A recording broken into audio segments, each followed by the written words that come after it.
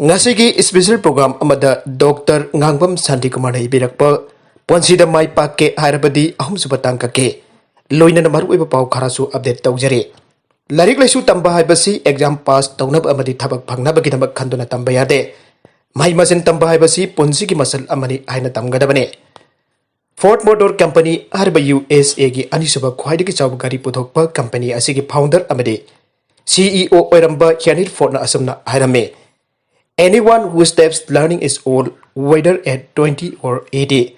Anyone who keeps learning stays young. Middle Loina Hydagadi Tambu Tok Laba Al Oire, Sahi Kun Oigera, Marifu Oigera. Tambu Tok Traba Naha Oina Laire, Ibane. Man hiding liberty, my Tambasi, Punsin Hek Lady Makatam Gadabani, Ibasene. Magna Makatan Asumna Hirame, the greatest thing in life is to keep your mind young. Ibadi. Punsida Kwaidi Chaubo Maru Ebadi Equipuni Wakal Asisu Naha Oina Tamba Asene. Henry Fortke Wafam Sida Ayakna Wai Ama Anitanga Hapsin Janingi Asumna. The greatest thing in life is to keep your mind and body young. Pungni Wakal Fabatanatan Equigi Aksang Susang Nina Sajal Toba. Leptana Naha Oina Tamba Ibasu Yamna Matautai Ijabane. Haksang Patana Mahimasin Tunkoina Tamba Ngamloito Asumna. Mahi Tambasu Chang Nina Sajal Tobasu Punsina Hinglepamakai. Tamnaba badi sang naina haksang sen tongnaba honagadabane. Tamba hek tokpada sajal toba hek tokpada aikhoi al haibadu khangoi oisingadoribane. Mahi tambagi matangda matau karmna mahi tambani haibase haifet tanaduna yengse. Punsida khwaidagi mahi changadaba mahi tambadi aikhoi isana pamjaba chanajaba hiramdu tambadune. Adudina taduna ima ipana haibe ilibani nadragana. Mama mapa oibasina masasingi talentuga chana de khnthabiyu.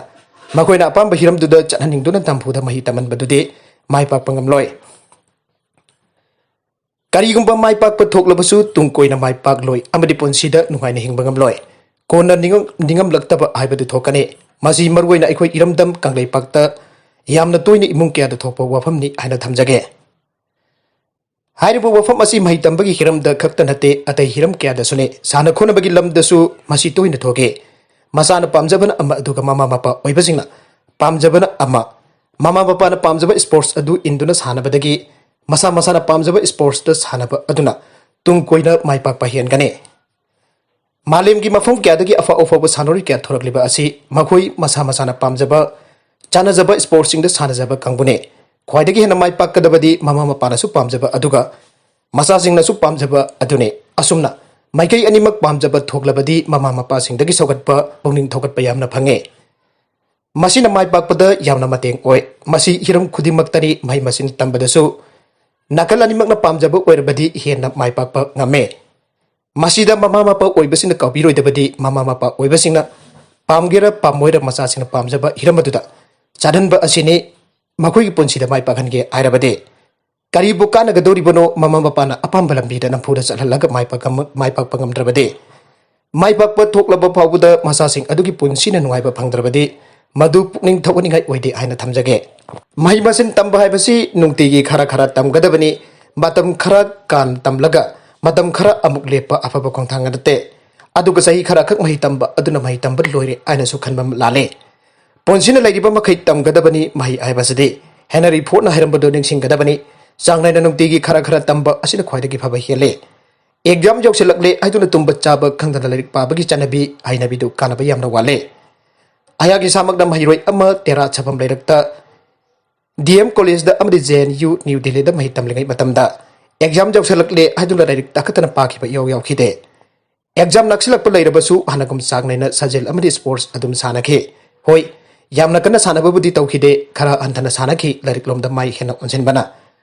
Adubu ahing tumdabida chaba thakpa khangdabida amadi sajal tawba kaloinana tok tuna larik pa kya du di tawrokte aduk kana larik pa kidabu oirabasu mayamna fare aina longneriba DM college amadi JNU tambang amdaki amadi mai phangna loisin khibani awang bathaki mai tamba changnaina sana JNU da MPhil course work tawbada sada humpudara ki mathak yawi aiduna ayapo direct PhD tamanbagi ayaba bibirakuna PhD direct tawkhibane Mahi masin tamba haibasi ngayaki khanduna hatu tamgada banate aikona ngasigi mahi tambagi lamdani khangde sana khona bagi lamdani khangde ngasigi phebam sidaro yorakpasi hatu sahi ama ani tamlaga chanarga yorakpanate ngasigi phebam si yorakna khona bada high school da sahi tara hena DM College da sahi manga hena amade JNU da ahong bathaki mai tambada sahi nipan hena changna tamduna yaurkibane sanabagi lamdasu madu mangai ayakna balegi oina masa phaba masa mau phabagi sangtamna pada Mr. Asia Mingthon longna bu khona pada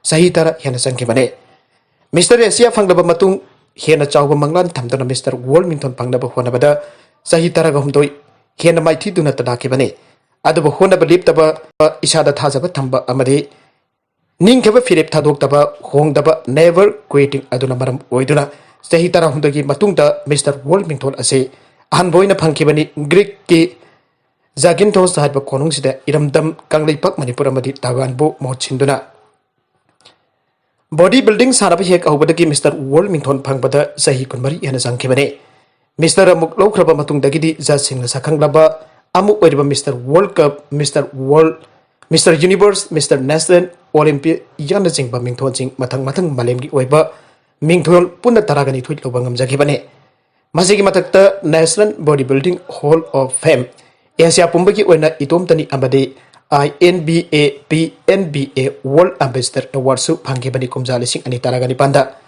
Masigi Mingthol City Malemda Itom Tangari Kana Amata PB Kidre Malemgi Oiba Mingthol Sing Asi ayang university ki oza ama oibagi thabak tawraba amadi isa mari leraba matungda panglakpana ayambane marmasina ayak na ngasi ki horok libat tunggi jumbirel oirakado iramdam kanglei paki mairoi sing amade naharul sing da hajani badi mai tambabu oiro sanababu oiro sajal tawbabu oiro ponsire tungkoina mai pakke tungkoina haksang phana amadi nuwaina hingke arbadi changnaina nomagi khajik macet khongthang amadi ki khongthang ama thangbagum tamsinba amadi sajal tawba Sanabaji Jamna Matautai.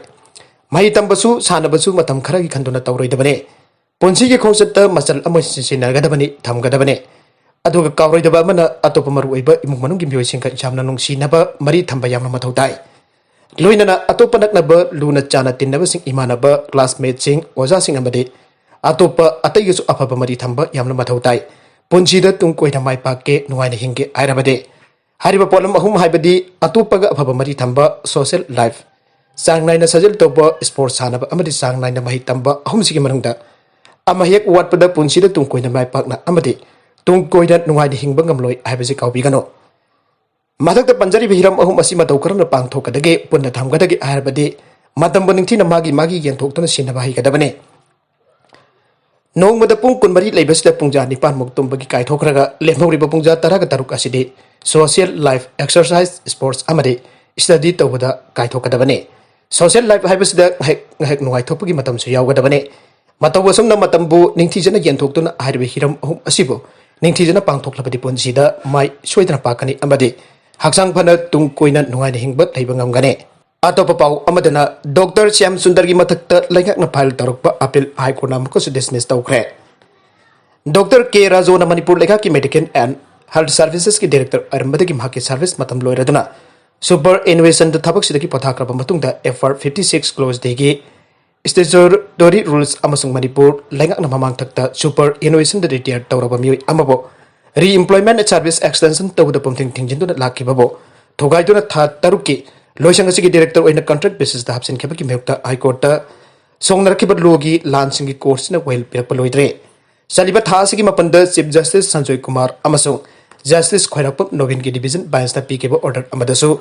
Leingakki Chief Secretary Lusing ba Makok Thongba Official Ahongi Maikaitaki File Taruki Barit Appeal Number 25 of 2021 Adusu dismiss Toukhre Leingakki Rit Appeal Asi Dr. P. Shyamsundar na Petitioner Oiduna Court Asida File Taruki Barit Petition Civil Number 638 of 2021 ki matangda High Court na PK ruling adugi mayukta State Amasung Dr. K. Rajogi Maikaitaki Tengkang Nine File Taruki Barit Appeal Review Petition Sing Manung Amane Makatarakpa Atop Pau Amadaso Bihar the COVID Naba Masing Engalakibaga Minister Chief Secretary COVID-19 Nakhre Minister Rama Musung Chief Secretary Adu Yauna Bureaucracy ki Kwati ki Makok Thongba Thakta Naduna Bihar da COVID Naba Masing Engalakibada Tamthipa Lechat Asigani Suba Webna Pinakibasing Naba Adu Tengnaba Sample Sing Test Tobo Henkat Naba Amasong Vaccination drive cancel bangasi sakol senimita Minister Nitish Kumar na section na pangtokre.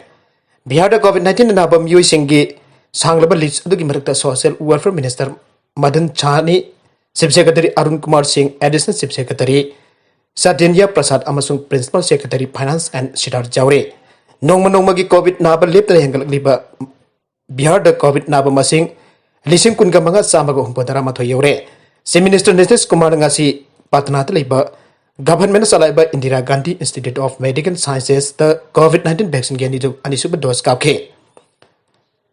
Si Minister aduna pamising da high state government COVID ki pibam section yang selli amasung laina adu sandok tingna matangda khongthang punabak laukale nimit khuding numidang pung tariat da dukan amasung lalol itik punabak thingjinba school sing college sing amasung coaching institution sing April taragani pan phawa thingjinba amasung asi anagi aroiba mathau mangam sing da saruk jaba mi ki masing akaknaba mi yang da thamba aduga luhongba amasung sardak thoramda mi chani dagi hendaba asingba athingba kyamaro hanadagi thamkre aina magna haike maragasi da Koubru laifam lenbo ngaksen bhaibasi anoba lining kamari leinade Manipur Ancient and Historical Monument and Archaeological Site and Remains Act 1976 ki makada sahi samahelaba historical oiba mafambo ngaksen bhaibasi tangai fadaba oire marmaduna Koubru laifam len chu ekasigi makada archaeological site oina ngaksen bada anoba lining natragan lining atuba thajabaga mari leinade aina Federation of Haume International Bitai Forum Kabu Union Manipur amasung People's Action for New Development staff na